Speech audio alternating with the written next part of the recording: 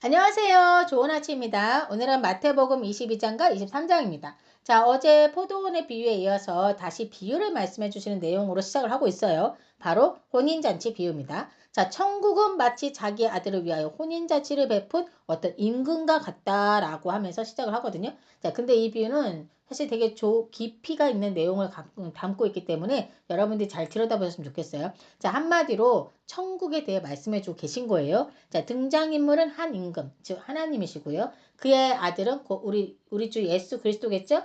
자, 임금이 그의 아들의 혼인잔치를 성대하게 베풀었고 그 혼인잔치에 초청하기 위해서 많은 초대장을 보낸 사람들이 초대장을 많이 보냈어요. 사람들에게. 근데 아무도 안 왔던 겁니다. 자, 여기서 초대장을 받은 사람들은 누구였을 것 같으세요?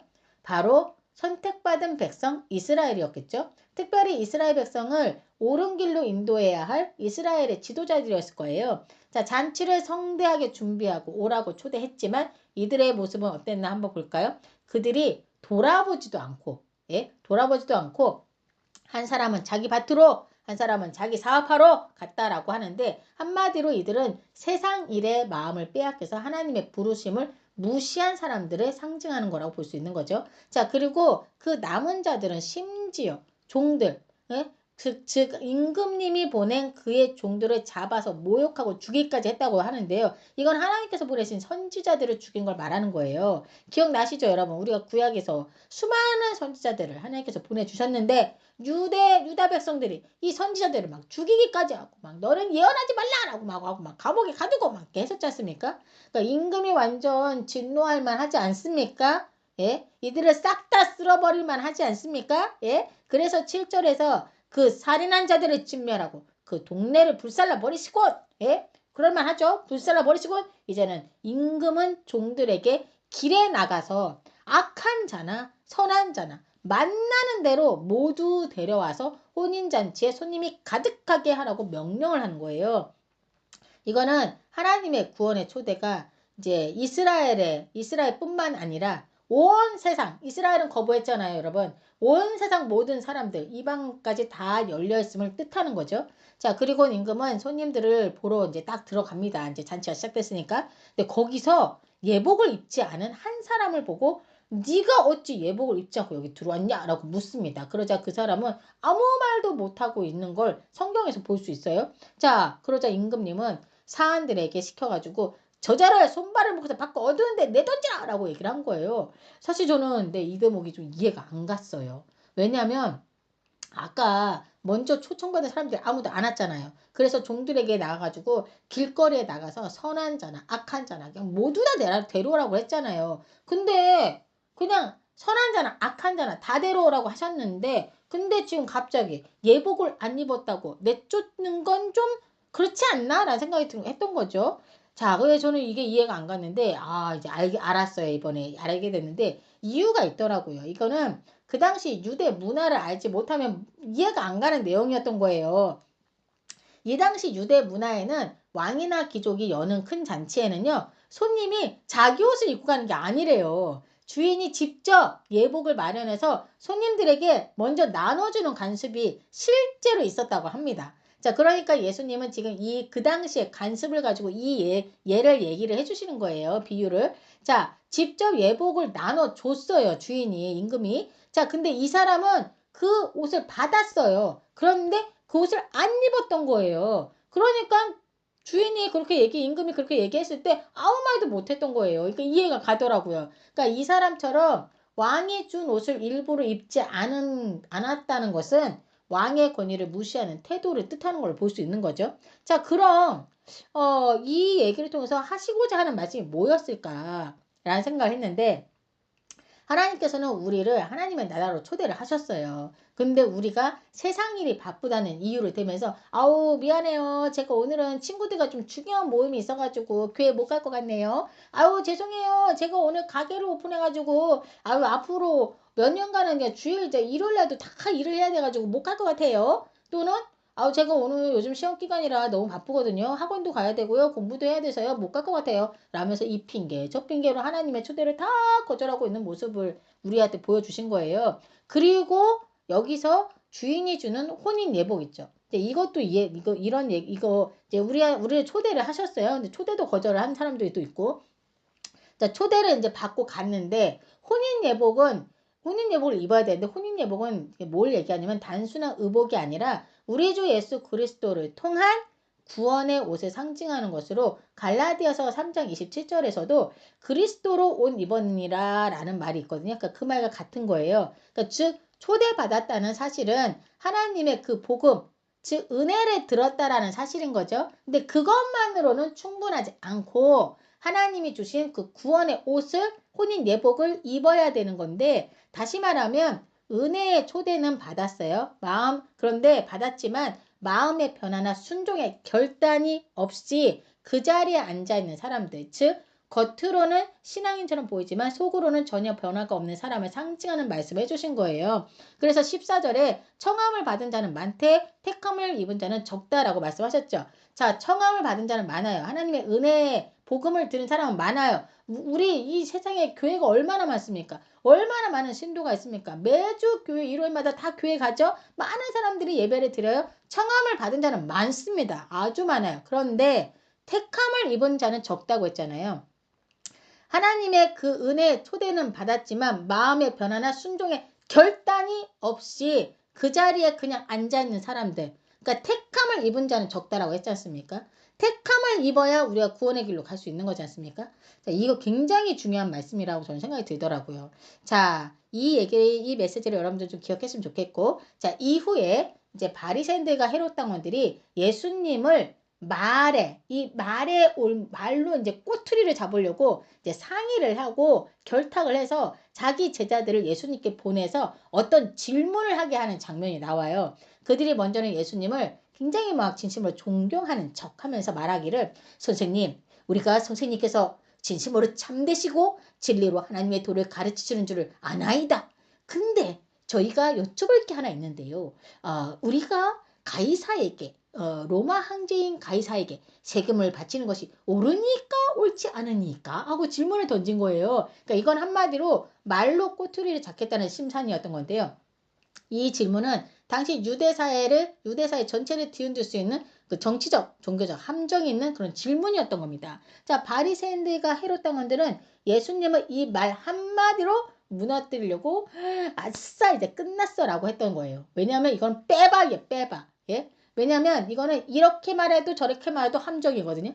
자, 왜냐하면 이 시대가 여러분 아까 전에도 말씀드렸지만 이 유대는 로마 제국의 식민지였죠. 따라서 모든 유대인들은 로마 황제인 가이사에게 세금을 내야 했던 거예요. 근데 이 세금 문제는 단순한 경제 문제가 아니라 정치적 충성의 상징이기도 했기에 세금을 낸다는 것 자체는 황제를 나의 통치자로 인정한다는 인정한다는 의미가 있었다고 하더라고요. 자, 그렇기에 어느 쪽으로 말을 해도 곤란해지도록 만든 덫이었던 겁니다. 예수님께서 옳다, 세금을 내는 것이 옳다라고 말씀하시면 로마 편에 선 사람으로 하나님의 백성을 배신한 자가 되는 것이고, 예? 옳지 않다라고 하면 로마에 대한 반역자가 되는 거였던 거예요. 자, 진짜 빼박 아닙니까? 자, 예수님의 이 난간을 예수님은 어떻게 해결해 나갔을까? 한번 보실까요? 자, 예수님께서는 이들에게 한 데나리온 하나를 가져오라고 하세요. 자, 그래서 이 사람들이 막 쪼래쪼래 데나리온 하나 딱 동전을 한다 딱 갖다 드립니다. 자, 그 동전에는 가이사의 형상이 그려져 있었다고 해요. 우리나라 돈에도 막 이황, 이희, 신사임당 막 이렇게 그려져 있지 않습니까? 자, 이 동전을 딱 받으시더니 이 형상과 이 글이 누구의 것이냐? 라고 딱 질문하세요. 그러니까 그들이 가이사의 것이니다 라고 말을 합니다. 자, 그러자 예수님께서 명언을 하시는데요. 가이사의 것은 가이사에게, 하나님의 것은 하나님께 바치거라. 끝! 이 말을 듣고 다들 아무 말도 못해. 이 말을 듣고 진짜 아무 말도 못하고 쫄래쫄래 돌아간 거예요. 예? 그러고서는 자기한테 이 말을 시킨 그 사람들한테 가서 이 말을 전했겠죠? 대박 아닙니까? 우리 예수님 정말 너무 대박이죠. 자, 이번에 이제 두 번째 부활 논쟁이에요. 자, 여기서는 사두개인들이 등장합니다. 자, 이들은 제사장 계열에 부유한 사람들로 모세 오경만을 인정하는 사람들로 죽은 자의 부활을 인정하지 않았던 사람들이라고 하더라고요. 자, 그들이 예수님께 와서 조롱하듯이 물은 거예요. 부활이 있다면, 예?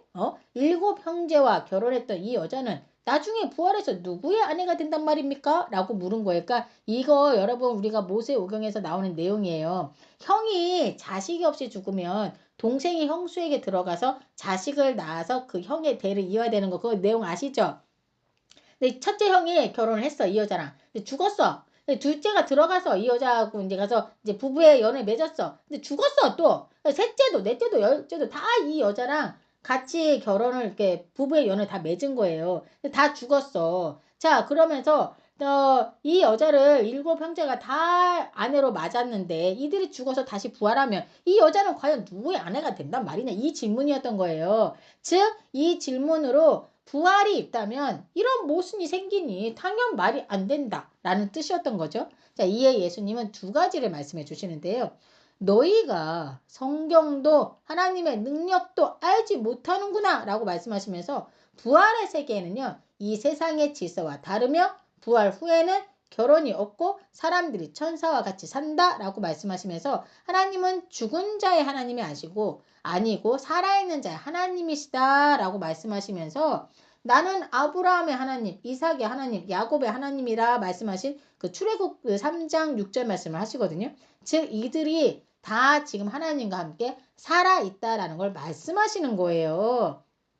자, 이들이 예수님의 이 가르침에 다 놀래가지고 이들의 질문에 예수님의 대답과 그들이 찍소리 못하고 물러갔다는 소문이 이제 또 쫙 퍼진 거죠. 예? 자, 이번에는 바리새인들이 또 예수님을 또 찾아와. 아유, 정말 징하다, 징해. 아주 예수님을 못 잡아먹어서 안달난 사람들을 같지 않습니까? 이번에는 이들이 와서 하나님이 가르쳐 주신 율법 중 가장 큰 계명이 뭐냐고 물어요. 자, 이러자 이때 예수님은 너의 마음을 다하고 목숨을 다하고 뜻을 다하여 주 너의 하나님을 사랑하라. 그리고 너의 이웃을 너 자신과 같이 사랑하라 라고 말씀을 가르쳐 주시거든요. 즉 모든 율법의 본질은 사랑이라는 것을 가르쳐 주고 계신 거였어요. 자, 이후에는 예수님께서 오히려 바리새인들에게 역으로 질문을 하십니다. 자, 그리스도가 누구의 자손이냐? 라고 물어요. 그러자 그들이 다윗의 자손입니다. 라고 말합니다. 자, 그러자 예수님께서 그럼 너무 이상하지 않냐? 다윗이 성령 안에서 그리스도를 주라 칭했다라고 말한 그 시편의 말씀을 인용하시면서 그리스도는 단순한 다윗의 후손이 아니라 다윗의 주, 곧 하나님의 아들임을 밝혀서 말씀해 주시는데요. 이에 이들이 말 한마디를 능히 대답하는 자가 한마디도 능히 대답하는 자가 없고 그날부터 감히 예수님께 묻는 자가 없었다라고 써 있습니다. 이제 덤빌 수가 없는 거예요. 예수님의 그 말씀에. 자, 23장에서는 자, 예루살렘에서 십자가의 죽음 전 마지막 한 주를 보내시면서 서기관과 바리새인 같은 그 거짓 종교자들과 그들을 따르는 어리석은 무리에 대해 강하게 경고하는 장이라고 볼 수 있어요. 자, 예수님은 회당의 모세의 자리에 앉아서 서기관들과 바리새인들이 하나님의 말씀을 읽어줄 때 그들의 행실은 배우지 않더라도 그 하나님의 말씀하는 바대로 행하고 지키라고 말씀해 주시는데요. 그러니까 한마디로 서기관과 바리새인들의 위선을 경계하라고 한 거예요. 그러니까 그들은 모세의 자리에 앉아서 율법을 가르쳤지만 정작 자신들은 가르치는 대로 살지 않았고 사람들에게 무거운 짐만 지우면서 자신들은 손가락 하나 까딱하지 않았다라는 거죠. 자, 그들은 겉으로는 경건해 보였고 옷자락을 넓게 하고 거리에서 인사받기를 좋아하며 자리를 높이 차지하려고만 했다는 거예요. 그러시면서 예수님은 제자들에게 너희는 랍비라 불리지 말아라. 너희의 선생은 오직 그리스도 한 분뿐이시다 라고 말씀해 주시는데 이어서 예수님은 화 있을진저 라는 말씀으로 바리새인들과 서기관들을 향해서 7번의 심판의 말씀을 하고 계십니다. 13절에 화 있을진저 외식하는 서기관들과 바리새인들이여 너희는 천국문을 사람들 앞에서 닫고 너희들도 들어가지 않고 들어가려 하는 자도 들어가지 못하게 하는도다 라고 말씀하시거든요. 그러니까 당시 종교 지도자들은 전도에 되게 열심히 있었다고 해요. 그래서 헬라인 등 많은 이방인들이 유대교에 많이 들어왔다고 하는데요. 그런데 실상 당시 종교 지도자들은 자신들뿐만 아니라 다른 사람들도 천국에 들어갈 수 없도록 길을 막고 있었던 거예요. 그들은 성경의 가르침을 왜곡해서 그 말씀의 본질은 가르치지 않고 본질이 중요한 거 아닙니까? 그 말씀에 의미하는 바가 뭔지 그거는 가르치지 않고 형식적인 것만 집중했던 거죠. 가령 뭐 11조는 규정보다 더 철저하게 지키게 한다거나 막 율법에서 말하는 공의와 긍휼, 믿음 이런 거는 이제 가르치지도 않아. 가르치지도 않고 이제 실질적인 거, 뭐 밥 먹을 때 어떻게 해야 된다, 11조는 얼만큼 해야 된다, 뭐 이런 것들, 막 그런 것들에만 집중했던 거죠. 자, 25절에서 화 있을진저 외식하는 서기관들과 바리새인들이여 장과 대접의 겉은 깨끗이 하되 그 안에는 탐욕과 방탕으로 가득하게 하는도다 라고 말씀하시는데요. 그들이 얼마나 위선적인지 알 수 있겠죠. 겉으로는 신실한 하나님의 사람인 척 두 손을 높이 들고 기도를 하질 않나, 금식한다고 티를 팍팍 내지를 않나, 하지만 그들의 실상은 탐욕과 방탕 그리고 위선과 불법에 가득했음을 예수님께서 지금 지적하고 계신 거예요. 33절에서는 아주 강하게 말씀하시는데요. 뱀들아, 독사의 새끼들아, 너희가 어떻게 지옥의 판결을 피하겠느냐 라고 말씀하시거든요. 자, 여러분, 서기관들은 율법의 전문가이자 성경 학자들이었고 바리새인들은 평민 출신의 지도자층으로서 처음엔 하나님의 말씀대로 살자라는 그 좋은 취지에서 시작된 그룹이었다고 해요. 근데 세속적인 것이나 로마의 문화 등에서 분리해서 경건함을 중요시 여겼던 그런 자들이었거든요. 그러다가 이들은 율법을 외형적으로만 지키는 집단으로 변해버린 겁니다. 여러분이 잘 아는 바울 있죠? 바울도 누구였냐? 바로 바리새인파였다는 사실. 예. 자, 그러니까 이들은 하나님을 잘 믿는다고 자부하던 사람들인데 예수님의 평가는 어땠습니까? 뱀들아, 이 독사 새끼들아 라고 부르시면서 그들이 지옥 자식으로서 지옥의 형벌을 피할 수 없다 라고 말씀하고 계시지 않습니까? 지금은 어떤 것 같으세요? 근데 지금도 별반 다르지 않습니다, 여러분. 지금의 모세의 자리, 즉 강단에 서서 하나님의 말씀을 선포하시는 목사님들 중에서도 말씀대로 너무나 잘 살고 선하고 여러 가지 하나님 말씀대로 순종하며 살아가는 분들이 계신가 하면 말씀대로 살지 않고 말만 전하는 그런 목사들도 있잖아요. 그러니까 막 뉴스에서는 어느 목사의 성추행, 막 불륜 등의 사건 이런 걸 자꾸 내보내고 제대로 하나님의 길을 걷고 있는 자들까지도 막 기독교를 개독교라고 하는 그런 욕까지 얻어먹게 되는 현실이지 않습니까? 지금이. 그래서 그리고 또 이 맹목적으로 자기 목사님을 감싸고 도는 그런 성도들도 문제다라는 생각이 좀 들더라고요. 자, 어떻게 사람이 저렇게 될까 싶은 생각이 들게 하는 그런 모습들이 우리 지금의 세상에도 많이 보이고 있지 않습니까? 자, 이런 현실을 보고 계시는 주님, 그리고 그런 예루살렘의 실태를 바라보고 계시는 주님은 마음속에서 눈물을 흘리며 외치시는 그 외침, 예루살렘아 예루살렘아 라고 선지자들을 죽이고 보냄받은 자들을 돌로 치는 자여 암탉이 그 새끼를 품으려 함같이 내가 너희를 품으려 하였으나 너희가 원치 아니하였도다 라고 말씀하고 계신 거죠. 마태는 이 장을 통해서 무엇을 말하고 싶었을까 하는 생각이 들었는데 참된 경건은 외식 즉 거칠에 있지 않고 마음에서 우러나오는 겸손과 순종 그리고 사랑과 공의에 있다라는 점을 말하는 것이 아닌가 싶었습니다. 자, 이 시간 다 같이 기도할게요.